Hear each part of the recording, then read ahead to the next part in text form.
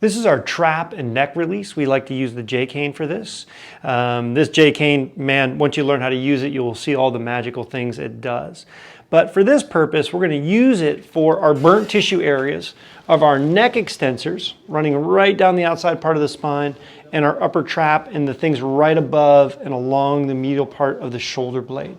So it's kind of nice to see the anatomy of what you're working, because you're going to be using this to hit those areas, and then we'll show you some techniques to release it.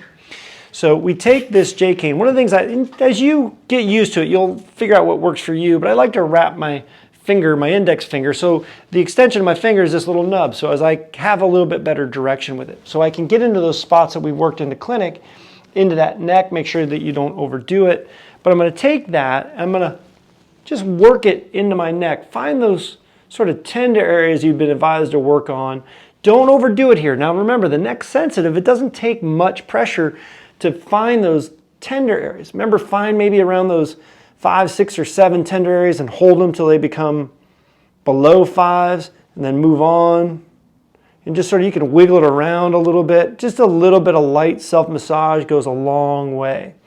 As you do that, you might find that you hold that position, and then remember that little bit of a light chin tuck, right? Not a big head forward flexion, light chin tuck, just to kind of work that tissue out. Remember our trigger point guidelines. It does not take long to just soften that tissue up a little bit.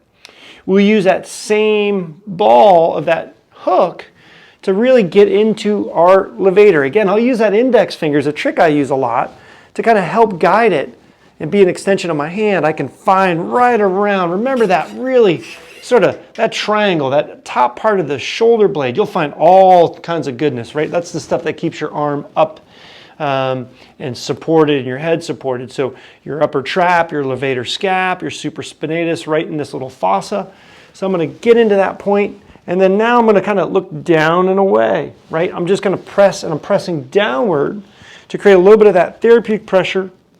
Ooh, right? You should sort of have that like, man, does that feel good? That's what it should feel like. You shouldn't be grimacing and mashing like crazy, but maybe like 4 or 5 passes. Again, not a whole lot, just to soften that up. So this region may take me 90 seconds, may not take me even that long.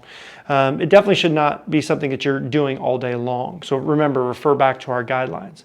That's our J-cane release for the neck and for the upper trap.